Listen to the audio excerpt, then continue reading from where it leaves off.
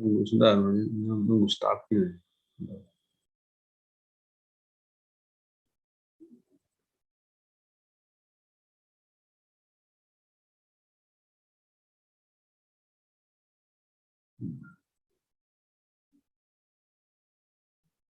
Coba tak ulang lagi, ini kok jadi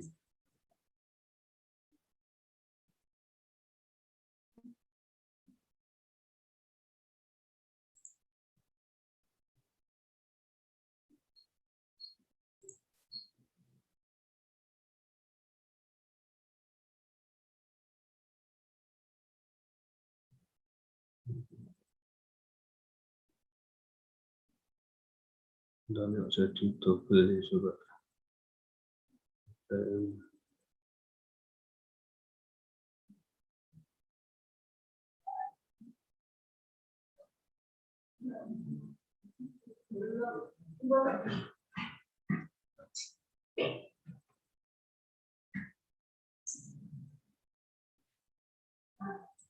Tidak ada yang harus tidak.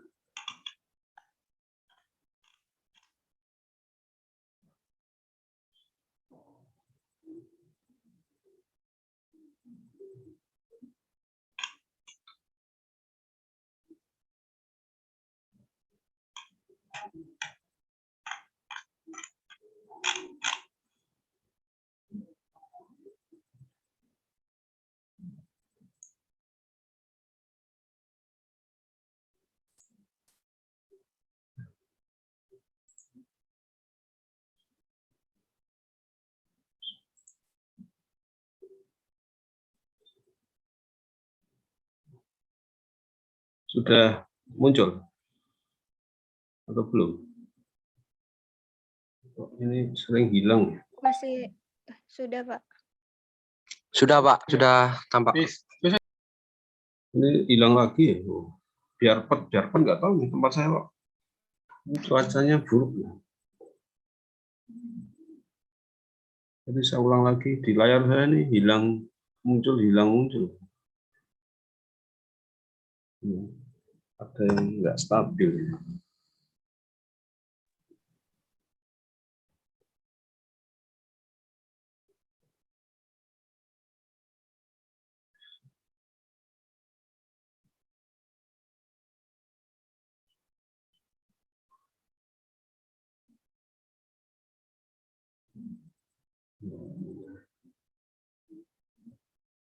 Mohon maaf ini kayaknya lagi ada gangguan sinyal ini sebentar.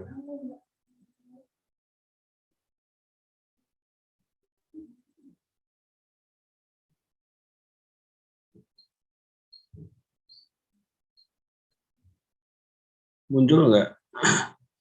Atau belum? Jadi hilang terus. Pak. Coba.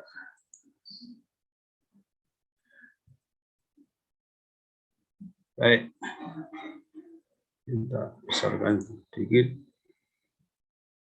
Ya, kita akan membahas terkait dengan landasan pentingnya mata kuliah ini, pendidikan Pancasila untuk Indonesia, dan ini memang terkait dengan pembelajaran jangka panjang. Kalau kita baca mulai dari perundang-undangan, ini kita bisa temukan di sini, mencantumkan Pancasila itu sebagai dasar pendidikan nasional. Di Undang-Undang Sisdiknas nomor 20 tahun 2003. Juga dijelaskan di undang-undang ini, itu di samping Pancasila menjadi dasar pendidikan nasional, jadi seluruh proses pendidikan itu, mulai dari tingkat pendidikan dasar, menengah, pendidikan tinggi, itu berdasarkan Pancasila, kemudian dirinci di sini. ya, yang akan dibentuk melalui pendidikan di Indonesia itu adalah manusia-manusia Indonesia, insan-insan Indonesia yang punya karakter, punya perilaku yang sederet ini. Ya, ini mulai dari dimensi keimanan, ketakwaan pada Tuhan, kemudian berakhlak, nah ini terkait dengan moral, ya, etika, tapi juga yang sehat, nah ini dari sisi jasmani, biologis, ya, tapi juga psikis, kemudian berilmu, nah ini dari sisi kemampuan rasional, cakap, ini terkait dengan keterampilan, skill, ya, kemudian kreatif, nah ini penting untuk menyongsong kemajuan zaman ke depan ini di era digital ini. Kemandirian tentu ini terkait dengan kedaulatan bangsa dan negara. Memang kita harus membentuk kemandirian, baik individu maupun kelompok. Apalagi dalam ikatan satu bangsa ini harus siap mandiri. Kemudian secara individual itu menjadi warga negara yang demokratis serta bertanggung jawab. Nah, inilah yang juga muatan ini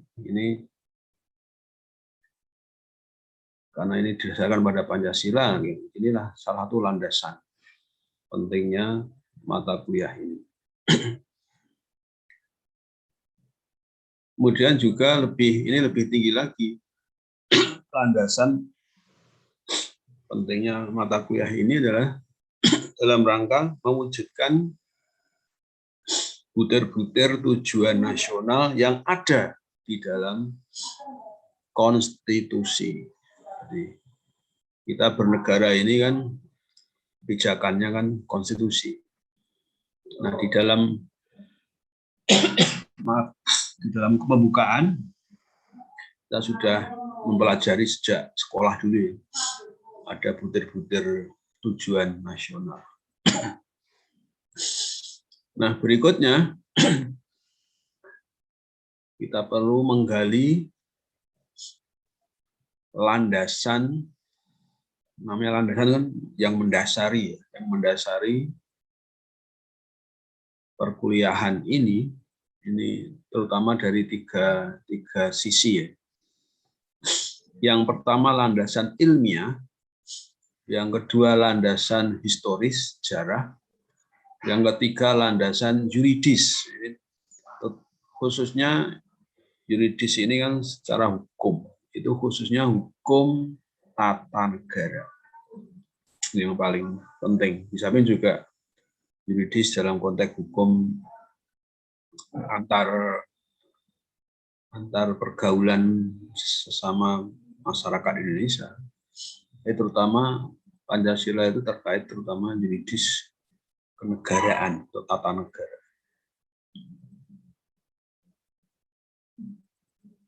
Nah, landasan ilmiah ini perlu kita kaji kembali. Yang sesungguhnya landasan ilmiah ini tidak hanya untuk mata kuliah ini, tapi ini untuk setiap mata kuliah, bahkan untuk semua disiplin keilmuan ya, itu harus punya landasan ilmiah. Karena kita sebagai masyarakat ilmiah, ya, apalagi di perguruan tinggi, pembelajaran di pendidikan menengah dasar aja juga harus berpijak pada analisis ilmiah, apalagi di perguruan tinggi. Dan ini berlaku untuk semua bidang ilmu. Yakni apa? Yang disebut ilmiah itu minimal itu memenuhi 4 syarat ini. Di ilmu apapun ya. Jadi ilmu yang kalian tekuni di STTN ini pun juga saya yakin itu ya pasti memenuhi syarat 4 syarat ini. Ini syarat pokok ya, syarat pokok dan ini minimalis. Kalau sebuah kajian, ya, pembahasan, penelitian, dan itu disebut sebagai keilmuan ilmiah, itu seharusnya memenuhi 4 syarat.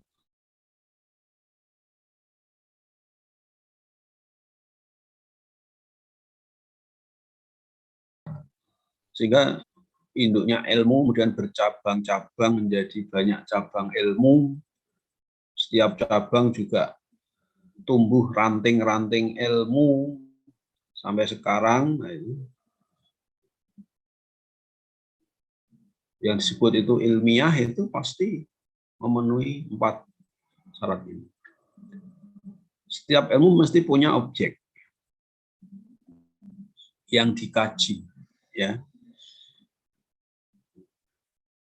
Kalau kalian ditanya tentang ilmu yang Anda geluti di STTN itu, Anda juga harus bisa menjawab. Objek yang dikaji di STTN itu apa? Ya, ringkasnya itu objeknya itu apa? Itu harus jelas. Ada objek material, ada objek formal. Gitu. Kalau Anda sedang belajar tentang teknologi nuklir, ya, sesuai dengan nama STTN, ya, Sekolah Tinggi Teknologi Nuklir, ya secara singkat ya objek yang dikaji adalah nuklir, kan?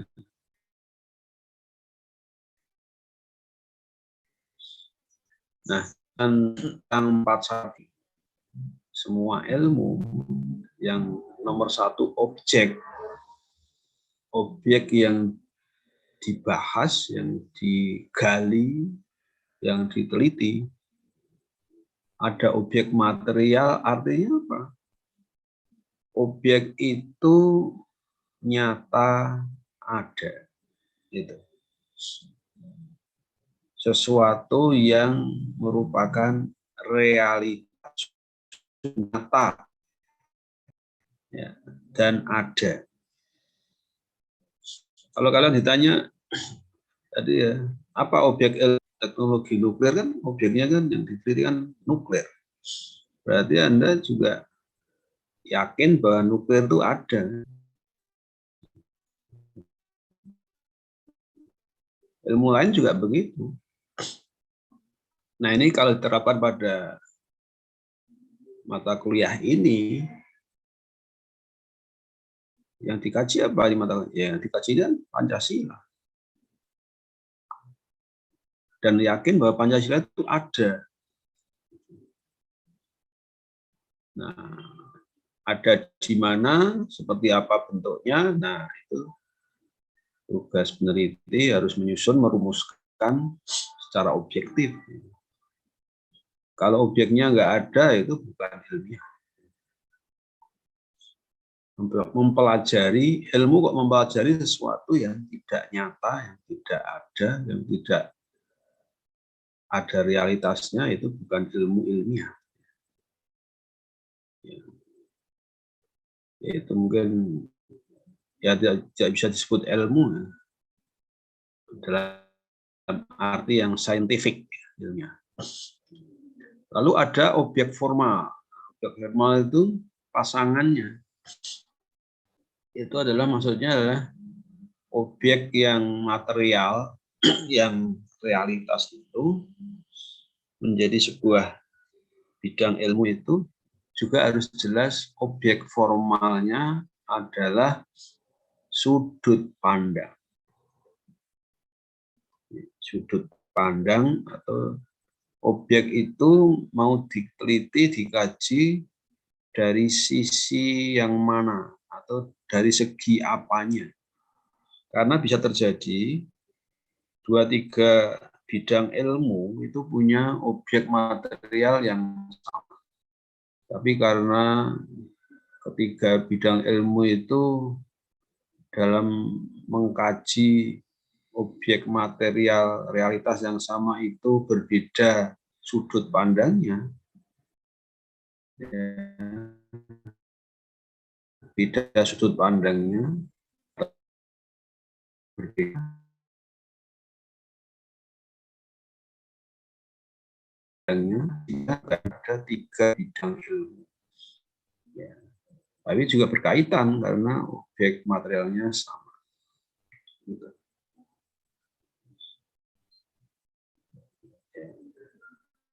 Ya, sebagai contoh, ya manusia kan memang makhluk yang ingin tahu. Sejak dulu sampai sekarang kan selalu punya semua ingin tahu, ya, punya curiosity, ingin banyak tahu, ingin lebih banyak tahu, lebih tahu mendalam itu, sehingga muncul keilmuan begitu. Punya rasa penasaran terkait dengan pengetahuan dan keilmuan itu manusia. Kalau makhluk lain, hewan selain manusia nggak ada ingin tahu, sehingga nggak ada proses pembelajaran pada hewan-hewan seperti manusia. Meskipun ada sekolah apa itu ya, sekolah hewan,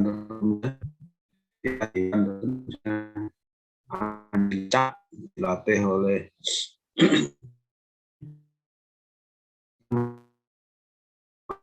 anjing pelacaknya. Ada pelatihan kuda untuk balap, itu untuk kepentingan manusia. Nah, kalau kuda itu sih dia nggak ada apa, niat. Kita orang manusia memang ingin tahu. Maka manusia juga ingin mempelajari apapun yang ada di, ya mulai dari diri sendiri, sekitarnya yang itu yakin itu ada, ingin diketahui, ingin dipelajari. Termasuk manusia juga ingin tahu banyak tentang manusia itu sendiri. Nah, ketika manusia mengembangkan ilmu yang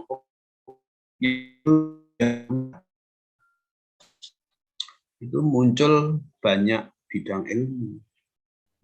Karena melihat, mengkaji, meneliti tentang manusia, itu bisa dari sudut pandang yang bermacam-macam.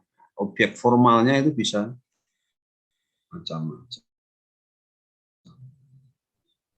Ada yang mempelajari manusia pandang pergaulannya antar manusia. Dia hanya melihat pergaulannya antar manusia.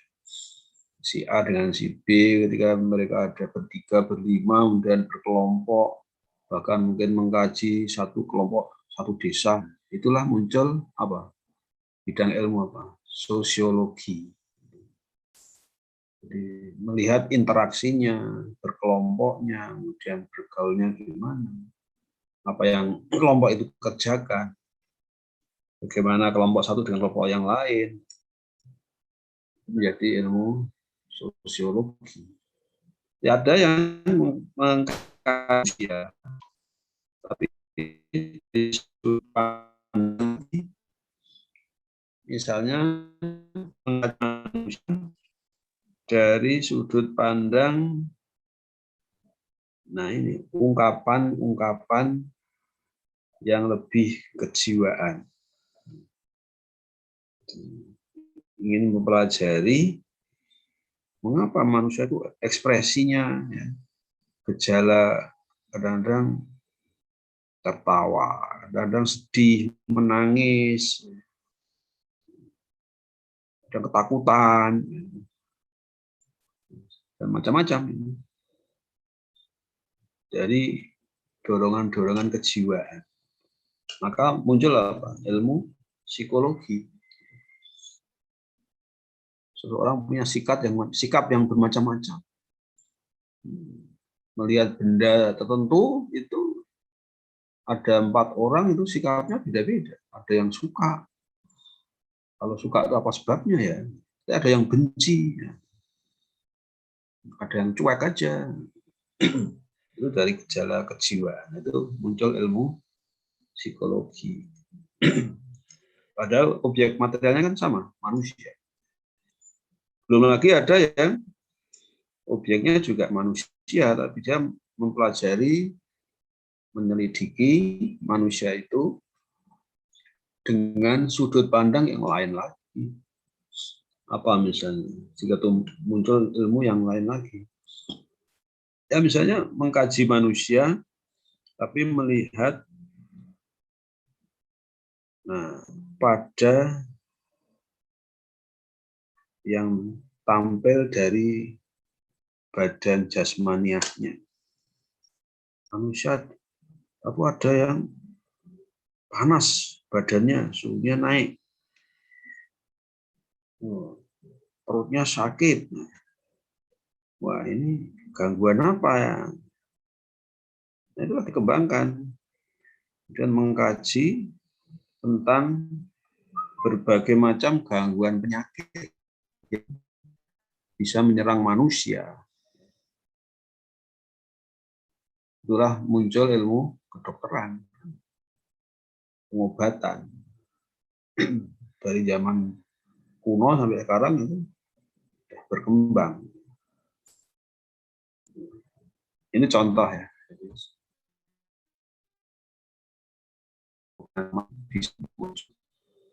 Berbagai bidang ilmu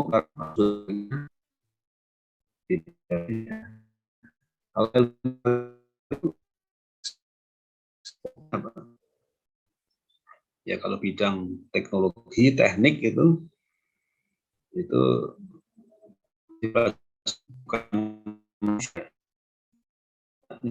pada jenis wujud yang disebut benda fisik ya, bidang fisika, tapi juga terkait dengan bidang kimia.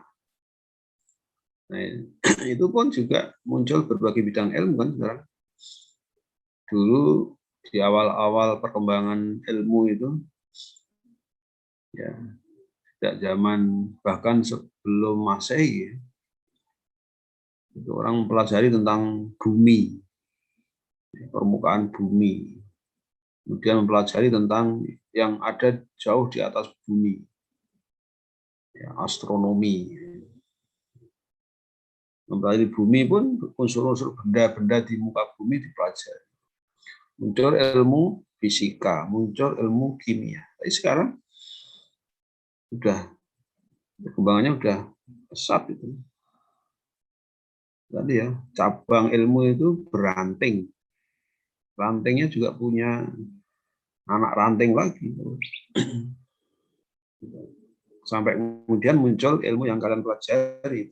Dulu dari induknya itu kan ilmu kimia, ilmu fisika. Bahkan kalau ditarik asal mulanya keilmuan ilmiah itu di awal-awalnya itu ketika di dunia barat itu ya dari Yunani kuno itu jauh sebelum Masehi, abad ke 4-5 sebelum Masehi itu keilmuan ilmiah itu cuma satu. Apa itu? Namanya filsafat. Orang mempelajari dengan rasionalnya, diamati dengan panca indera, ya, diselidiki. Dulu itu cuma satu, ilmiah itu satu, ya filsafat. Kemudian punya berkembang, ibaratnya induknya itu punya anak. Jadi induknya ilmu itu filsafat, kemudian punya anak-anak yang besar-besar itu ada matematika, astronomi, ada fisika, kimia. Itu anak-anak sulung, anak-anak yang Tapi kemudian ibaratnya itu punya cucu, keturunan. Kalau pohon ya itu dari pohon, kemudian punya masing-masing berdahan, cabang, cabang beranting terus, sehingga kalian bisa memetakan itu peta pohon keilmuan.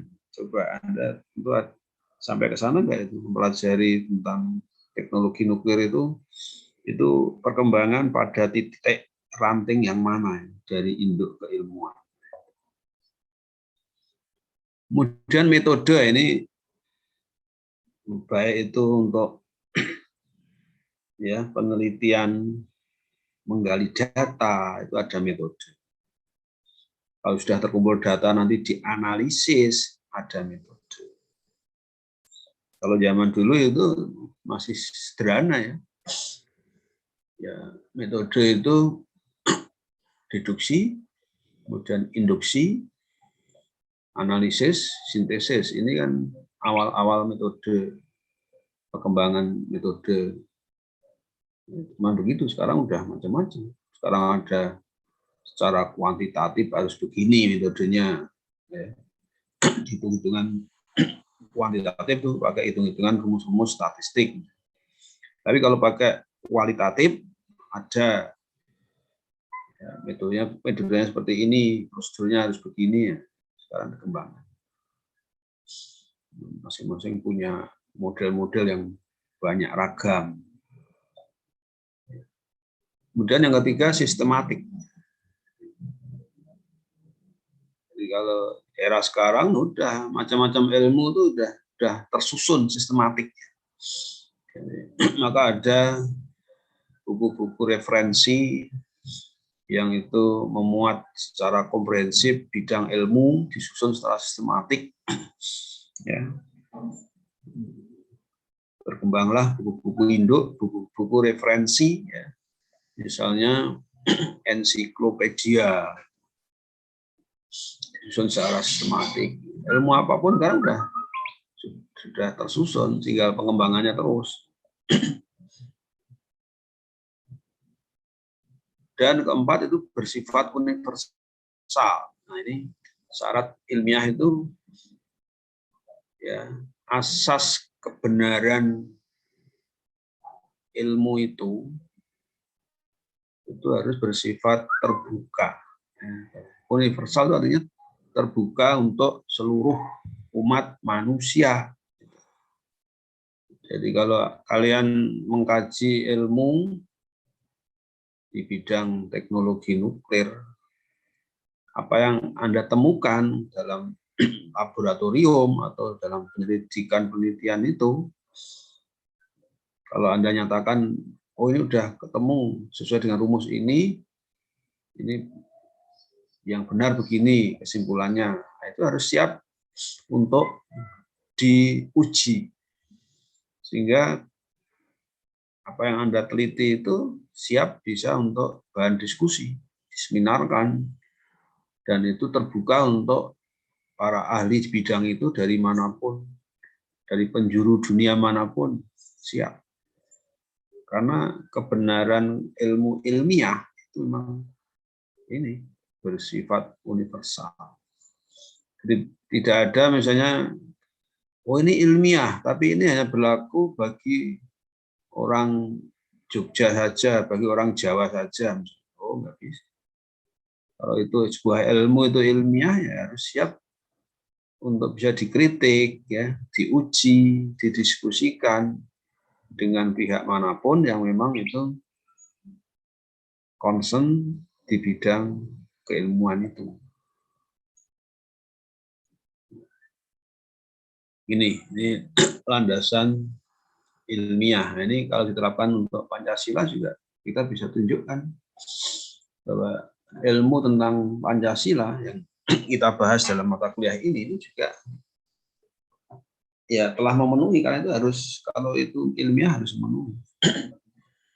Objeknya jelas, bermetode, disusun sistematik, bagian-bagiannya jelas, keterkaitan antar bagian juga dapat dipahami dengan jelas. Bersifat universal ya artinya apa? Bicara tentang analisis tentang Pancasila itu juga sudah menjadi bahan diskusi ilmiah terbuka untuk siapapun, tidak hanya untuk orang Indonesia. Banyak yang sudah meneliti, pakar-pakar ahli dari berbagai negara pun yang tertarik pada kajian tentang Pancasila-nya di Indonesia ini juga banyak membahas.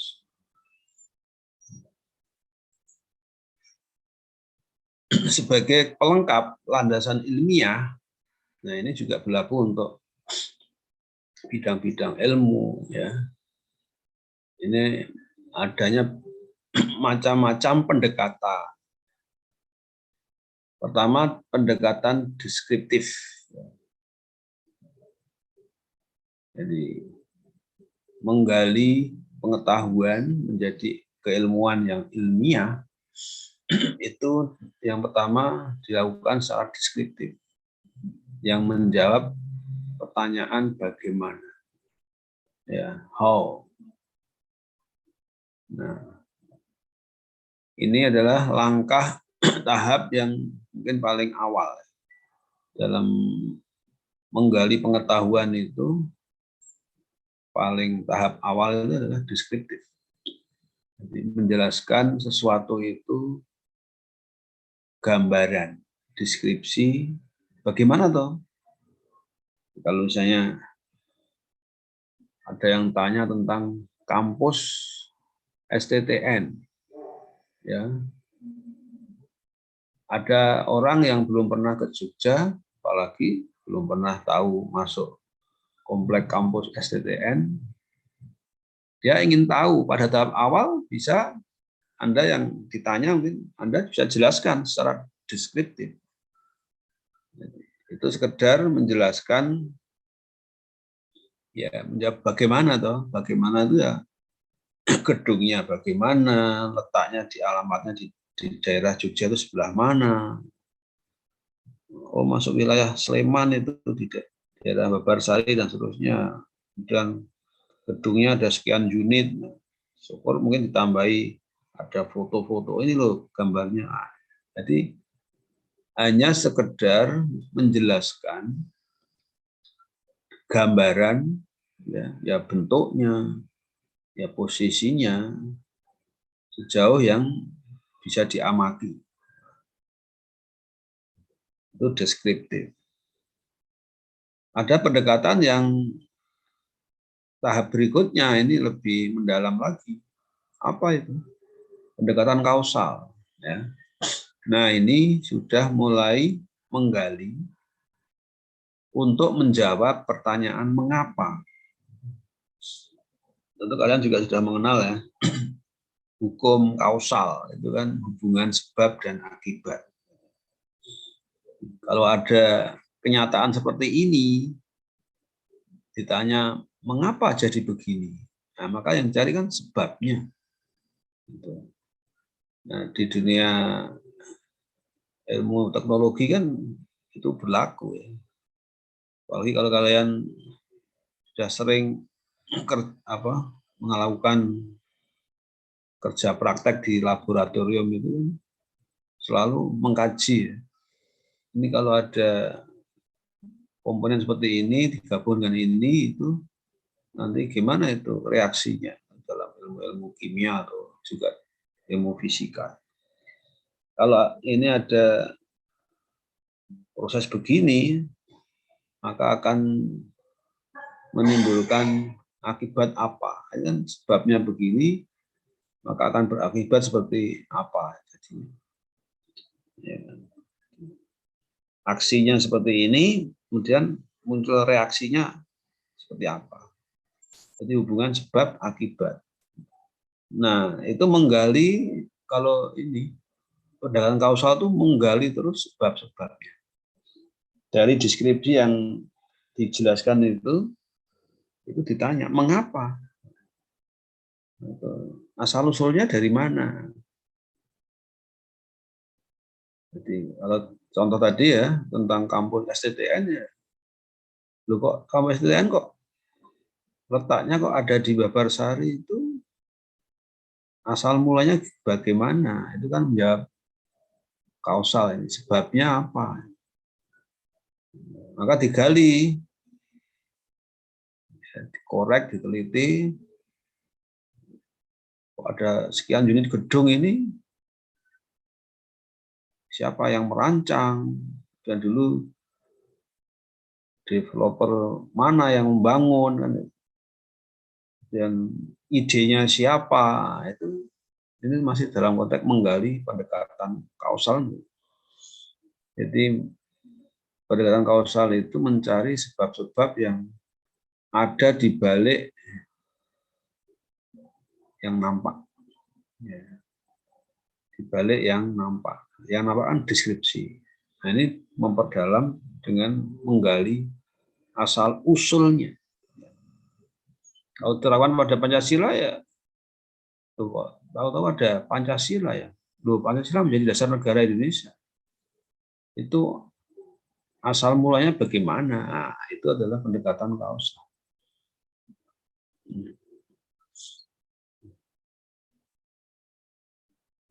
Kemudian ada pendekatan normatif. Nah, ini normatif ini terkait dengan tata nilai. Tata nilai terutama menyangkut tujuan. Dan ini menjawab kemana. Pertanyaan kemana atau untuk apa.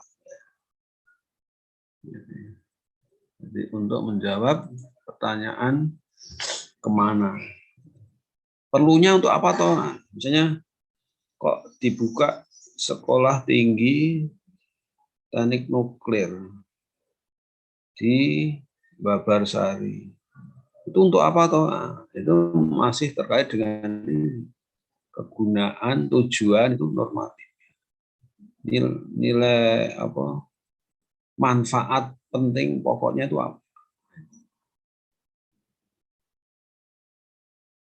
Apalagi kalau sudah menyangkut manfaat untuk bangsa, untuk negara, untuk kemanusiaan, untuk kesejahteraan umat manusia, itu pendekatan normatif.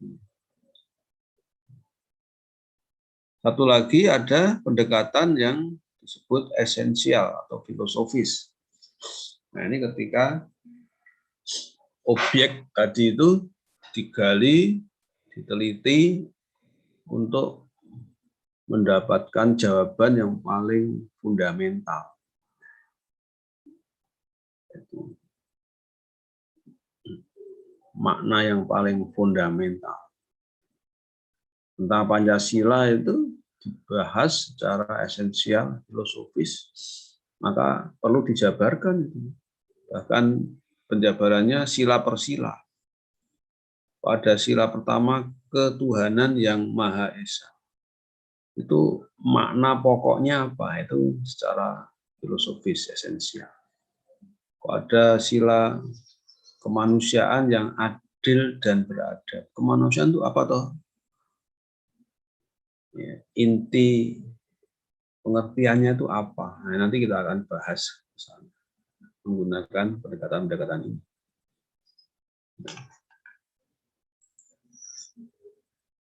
Untuk pendekatan kausal ini bisa kita kembangkan karena pendekatan kausal itu mencakup 4 macam kausa. Menggali sebab-sebabnya sesuatu itu ada 4 macam. Ya. Ada kausa materialis, menggali untuk menemukan asal-usul sebab-sebab yang terkait dengan bahan, ya, material.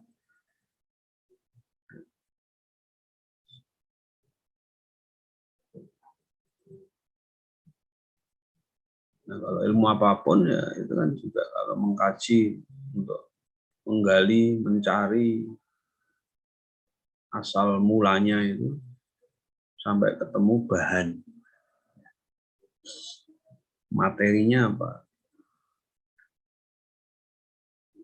Kalau orang belajar kimia kan juga begitu kan. Ada reaksi seperti ini. Oh, ini kok bisa mengeluarkan bau seperti ini. Oh, bisa meledak. Nah, itu dicari asal-usulnya. Ini harus ada materi jenis apa yang harus ada. Kemudian digabung dengan unsur materi apa. Itu dicari asal-usulnya. Kalau itu dicontohkan misalnya gedung STTN, ya, misalnya gedung auditoriumnya itu misalnya, kalau kita datang masuk ke auditorium, lihat-lihat, ya jalan-jalan di dalam, keliling di luarnya, melihat bangunan auditorium itu, kita tahu, bisa menjelaskan itu, wah gedung ini catnya begini, wah lebarnya, wah luas juga ini, wah tiangnya ada berapa ini, nah, bisa. Tapi untuk tahu gedung itu berdiri itu seperti itu, bentuknya seperti itu, siapa yang merancang, nah itu harus digali kausa-kausanya. Kalau itu menyangkut kausa materialis, ya itu harus bahan dari gedung itu. Wah ini kok bisa kokoh kuat ya ini. Dulu pakai apa konstruksinya misalnya itu kolom-kolom itu dulu pakai besi-besi ukuran berapa ya. Itu materinya, materialnya. Kemudian bagaimana ini rumus adukannya semen dengan pasir itu dulu dari mana itu? Pasirnya bagus ini, kokoh. Nah, pasir Merapi ini, Gunung Merapi, nah misalnya itu materialnya. Siapa yang merancang gedung jadi ditambah kokoh, megah, dan indah? Siapa perancangnya? Nah itu kausa formalis, form, bentuk. Ini contoh ya, ini sebuah gedung itu untuk sebelum jadi gedung itu ada yang mula-mula itu yang merancang, arsitek. Siapa arsitek? Lalu yang punya ide gedung indah bisa kelihatan megah ini siapa? Ide awalnya itu semua kausa formalis. Lalu kausa efisien, nah ini menyangkut para ahli termasuk para tukang yang ikut berperan dan berpartisipasi mewujudkan auditorium itu. Ini disebut kausa efisien. Ya termasuk mungkin dulu pimpinan ya, pimpinan STTN, kemudian juga termasuk tadi para arsiteknya itu, bahkan juga meliputi seluruh pekerja, tukang-tukang yang ikut mendirikan auditorium itu adalah kausa efisien.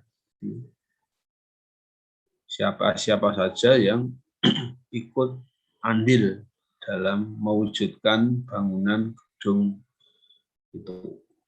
Lalu ada kausa finalis. Nah ini tadi ini mirip seperti pendekatan tadi ya, pendekatan normatif. Artinya apa? Menggali tujuan, kausa finalis. Bahwa ada auditorium terbangun dan jadi bagus ini sebelumnya sudah ada tujuan. Tujuan itu sudah ada sebelum terwujudnya gedung itu. Untuk apa tuh gedung dibangun ini? Auditorium dibangun dengan biaya yang cukup besar ini. Tujuannya apa? Oh begini ya, tujuan itu mesti sudah ada sebelum didirikan. Apapun itu sudah ada tujuan sebelum terwujud. Ya ini, jadi ini contoh pertanyaan yang kalian nanti silakan bisa menjelaskan kalau itu diterapkan untuk Pancasila. Jadi 4 macam kausa ini dengan pendekatan kausal kita bisa menggali Pancasila ini asal usulnya, nah, kita gali sehingga ada sampai sekarang ada Pancasila sudah menjadi dasar negara, Pancasila menjadi ideologi bangsa Indonesia, ini kalau kita melacak ini dengan pendekatan kausal, kita bisa menggunakan 4 macam kausal. Sehingga Anda bisa menjelaskan kausa materialisnya Pancasila itu apa. Kalau gedung, kausa materialisnya kan ada besi, ada semen, pasir. Kalau Pancasila apa? Coba. Menurut kalian, kausa materialisnya Pancasila itu tentu bukan besi, bukan pasir, bukan air, bukan. Karena Pancasila itu berupa value, kan? Nilai. Sebelum dirumuskan menjadi rumusan Pancasila itu dari bahan apa? Silakan, ada yang bisa menjelaskan. Nah, ini kausa materialis. Apa? Silakan. Apa? Apa, Mas? Untuk kausa materialis Pancasila itu berasal dari adat istiadat, kebudayaan, dan agama-agama yang ada di Indonesia. Adat istiadat, oke. Apalagi tadi? Kebudayaan dan agama-agama yang ada di Indonesia. Ya, nilai-nilai berbagai agama yang berkembang di Indonesia. Ada lagi nggak? Apalagi? Memang ini betul berupa tata nilai terutama, values. Ada ditambahin lagi apa lagi? Ya, kalau dalam tingkatan nilai itu kita umat beragama itu tentu menempatkan agama itu nilai tertinggi ya. Di nilai-nilai agama. Kemudian, nah ini sebelum pada tataran tadi ya, adat budaya ini satu level. Adat budaya itu di masyarakat semua etnik ya di Indonesia. Ada itu nilai-nilai yang terkait pergaulan antar manusia secara umum. Apa itu? Itu adalah nilai-nilai tadi yang di dalam undang-undang disebutkan akhlak. Nah, ya, akhlak atau moral. Secara umum kalau akhlak mungkin itu sering orang itu kan dalam konteks Islam, bahasa Arab. Yang lebih umum mungkin kita gunakan istilah nilai-nilai etika, moral, itu bisa ditambahkan. Ya, saya kira itu bahan kausa materialnya Pancasila itu. Dan itu sepanjang sejarah pembentukan bangsa Indonesia. Sampai kemudian dirumuskan di dalam naskah Undang-Undang Dasar itu. Yang merumuskan salah satu tokoh yang usulan merumuskan kan Bung Karno. Beliau pun juga menyatakan seperti itu kan. Bung Karno kan juga menyatakan seperti itu, bahwa saya ini mengusulkan 5 dasar ini saya beri nama Pancasila ini adalah hasil dari penggalian saya dari kekayaan yang sudah ada di dalam diri bangsa Indonesia. Dia menggali. Maka Soekarno menyatakan dia bukan pencipta, tapi hanyalah penggali Pancasila. Karena itu sudah ada di bumi Indonesia. Ya baik, itu bagus tadi udah uraiannya. Lalu kalau kausa formalis, bentuk rancangan yang merancang Pancasila menjadi 5 sila. Nah ini dari mana itu? Arsiteknya siapa? Bredinov, siapa? Saya Pak Bredinov. Siapa Bredinov? Ya kalau formalis itu dari kata-katanya formal ya, berarti kan asal mula atau bangunnya kausa tadi ya. Nah kalau sangkut pautkan ke Pancasila itu bagaimana Pancasila itu dirumuskan atau dibangun. Nah Pancasila atau yang merumuskan ya? Gimana yang merumuskan Pak? Oh itu Soekarno dan Muhammad Hatta. Ya, terutama sama satu Soekarno, ya apalagi Muhammad Hatta Hatta juga ikut ya. sama Eh, Yamin ada juga yang iya dalam sejarah itu Pak Yamin.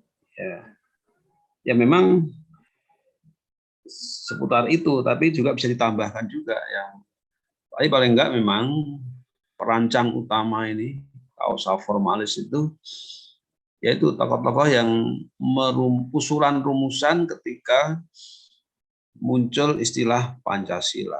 Memang terutama Soekarno ya, tapi juga tidak hanya Soekarno, tapi juga ada masukan dari tadi ya Hatta, Yamin, juga Supomo. Sehingga memang kalau yang menyebut Pancasila itu Soekarno. Itu dalam sejarah saya kira kita sudah paham. Yang memberi nama 5 jadi Panca, 5 dasar diberi nama Pancasila itu Soekarno. Tapi juga kita ingat Soekarno itu mengusulkan rancangan dasar negara kan ibaratnya dia arsitek, salah satu arsitek utama itu kan mengajukan 3 rancangan. Kan begitu. Rancangan pertama dia usulkan Pancasila. Ibaratnya dia mengusulkan gedung dengan 5 pilar kan. Tapi kalau itu dianggap pilarnya kebanyakan, saya usul yang rancangan kedua. Berapa pilar? 3 kan? Disebut Trisila. Kalau itu dirasa masih kebanyakan, saya juga punya rancangan yang ketiga. Apa? 1 pilar aja. Ekasila. Isinya apa? Gotong royong. Tapi itu kan baru istilahnya rancangan yang diajukan oleh salah satu anggota waktu itu BPUPK Soekarno. Jadi masih mentah. Tapi memang itu kalau kita melacak kausa formalisnya di situ. Ya. Kalau kausa efisien, nah ini lebih banyak lagi, melibatkan banyak tokoh lagi. Jadi siapa aja ini kalau kausa efisien yang terlibat ikut andil dalam membangun, mendirikan sebuah rumusan Pancasila sampai akhirnya diputus secara formal menjadi dasar negara Indonesia. Itu melibatkan banyak tokoh. itu ya Pak. Izin jawab Pak. Silakan. Siapa aja itu PPKI sama BPUPKI ya Pak? Oke, masih ingat berapa itu anggota BPUPK? Sekitar berapa itu? Berapa orang? BPUPKI kalau nggak salah 40 atau 30 ya? Udah lupa dikit-dikit Pak. Ya nanti dibuka itu pelajaran sekolah dulu kan? Iya. Ya tapi ya baik, saya setuju bahwa yang ikut dalam kausa efisien itu ya memang itu para founding fathers itu seluruh anggota BPUPK. Itu ada 60-an, 62, ada juga ada perubahan. 60-an lebih sedikit, 60-an, 2 atau 64. Ada perubahan 1, 2. Dan plus anggota PPKI ya, iya. Karena ada 2 tahap. Jadi, ketika dirumuskan oleh BPUPKI, itu kan belum final, itu baru masih ibaratnya rancangan mentah. Belum bisa berlaku karena dia bukan punya wewenang. Di BPUPKI kan belum tidak punya wewenang untuk mengesahkan. Yang punya wewenang untuk mengesahkan dan itu berlaku itu kan PPKI. Nah, jadi ditambah seluruh anggota PPKI. Memang kalau anggota PPKI memang lebih sedikit ya dibanding BPUPK. Ya, silakan nanti bisa dicek lagi. Lebih sedikit. Kalau anggota PPKI hanya berapa itu, cuma nggak sampai di bawah, nggak sampai 40, nggak ada, cuma sekitar 30-an kurang dikit. 27, Pak. 27 ya. Nah, dibuka coba. Pelajaran lama atau itu. Tapi punya wewenang besar BPKI. Karena apa? Dia badan yang memang punya kekuatan ya dibentuk secara resmi, punya kekuatan landasan hukum. Ya meskipun itu kan dibentuknya masih jajahan Jepang, ya. Dan itu dibentuk oleh Jepang, tapi itu diakui, dan ketika sidang pertama setelah proklamasi tanggal 18 Agustus itu bersidang secara resmi, dan PPKI lah yang eksis, karena BPUPKI ketika proklamasi itu kan sudah nggak ada, BPUPKI sudah dibubarkan, diganti oleh PPKI itu. Mengapa yang berwenang kok PPKI? Karena badan yang berlaku untuk bangsa Indonesia, untuk tugas persiapan kemerdekaan yang ada cuma PPKI.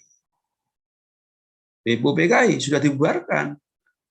Jadi persoalan eksistensi dan kewenangan itu ada pada PPKI. Sehingga kausa efisiennya itu memang mulai dari anggota BPUPKI, tapi terutama sampai bangunan Pancasila itu ibaratnya sampai finishing, jadi, dan bisa, kalau gedung itu sampai bisa diresmikan, ya, potong pita, ditempati, itu di tangan PPKI, karena yang ngetok palu sah dan berlaku itu PPKI. Sehingga sejak disahkan oleh PPKI, rumusan Pancasila punya ikatan yuridis, punya ikatan dalam tata negara Indonesia yang merdeka.